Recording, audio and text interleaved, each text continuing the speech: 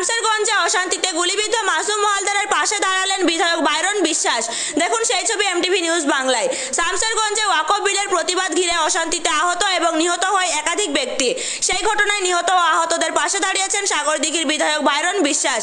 সোমবার গুলিতে আহত পরিবারের পাশে দাঁড়িয়ে 1 লক্ষ টাকা আর্থিক সাহায্য দেন তিনি। গুলিবিদ্ধদের মধ্যে রয়েছেন 15 বছরের মাসুম মহালদার। তার বাবা ফিরোজ মহালদার একজন ভ্যান চালক। বর্তমানে মাসুম বহরমপুরের একটি বেসরকারি নার্সিংহোমে চিকিৎসাধীন।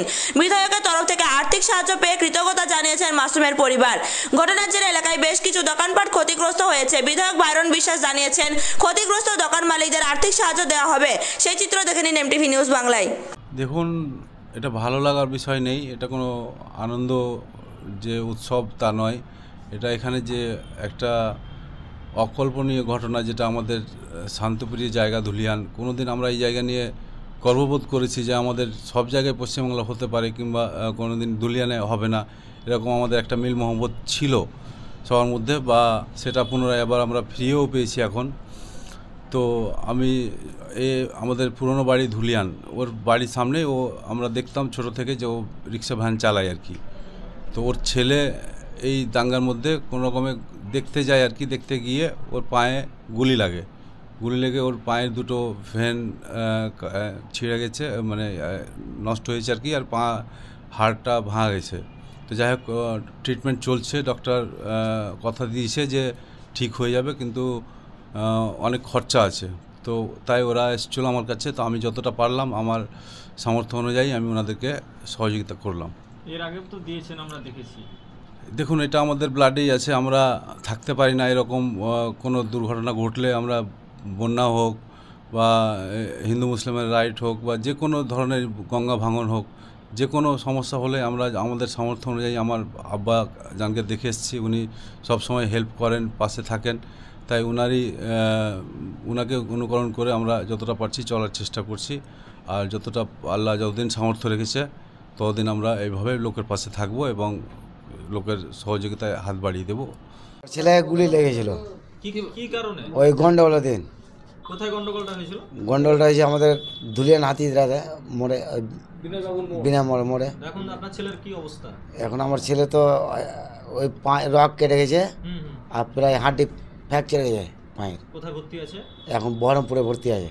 আচ্ছা, কেমন খরচ পড়বে আর্থিক এই চিকিৎসার জন্য? মোটামুটি 3 লাখ টাকা খরচা হবে। এর আগে 2 লাখ টাকা খরচা করে দিয়েছি। আচ্ছা, 15-16 দিন আগে থেকে। আর আজকে এসছি বাইরে এমএলএ সাহেবের হাতে এসছি। কি বললেন তিনি? ওই তো খরচার কথা শোনালাম, দিয়ে ওই 1 লক্ষ টাকা দিল আজকে। এর আগে কত দিয়েছিল? এর আগে দিল পয়সার এমএলএ। এই যে বারবার পাশে দাঁড়াচ্ছেন বাইরন বাবু, আপনাদের কি বলবেন? বাইরন সাহেবকে কি বলবেন? কি ধন্যবাদ দেব। আচ্ছা, আপনার নাম? ফিরোজ মহালদার। ছেলের নাম? মাসুম। কোথায় বাড়ি আপনার? বাড়ি ধুলিয়ান বাইরের হাতিরা গ্রামের নাম। দিয়ে নিয়ে এলাম বাড়ি, দিয়ে জিজ্ঞাসা করলাম নতুন বাজারে। এখন কোথায় আছে আপনার ছেলে? এখন বহরমপুর নার্সিংহোমে আছে। কত খরচ পড়বে চিকিৎসা? 3 লাখ খরচ পড়বে বলেছে। 2 লাখ আগে হয়ে গেছে, এখন 3 লাখ আরো হবে বলছে। টোটাল 5 লাখ। কি ক্ষতি হয়েছে আপনার ছেলে? আমার ছেলের পায়ের হাড্ডি ভেঙেছে, আর রক কেটে গেছে। দুটোই রক কেটে গেছে গুলিতে? হ্যাঁ। আজকে কার কাছে এসেছেন? বাইরন বাবুর কাছে এসেছি আমরা। তিনি কত টাকা তুলে দিলেন? 1 লাখ তুলে দিলেন। এর আগে দিয়েছিলেন? এর আগে সরকার থেকে 25,000 দিয়েছে। আচ্ছা, এর আগে দিয়েছেন 25,000 দিয়েছে, ওটাই। এমএলএ সাহেবের আগে 25,000 দিয়েছে। আজকে কত দিল? আজকে 1 লাখ দিল। এমএলএ সাহেব বারবার আপনাদের এই ক্ষতিগ্রস্ত পরিবারের পাশে দাঁড়াচ্ছে, কি বলবেন এমএলএ সাহেবকে? ধন্যবাদ করবো, আর কি বলবো। ধন্যবাদ জানাচ্ছি। আপনার নাম? আমার নাম সাবরা বিবি। আপনার ছেলের নাম? মাসুম মহালদার। কোথায় বাড়ি আপনার?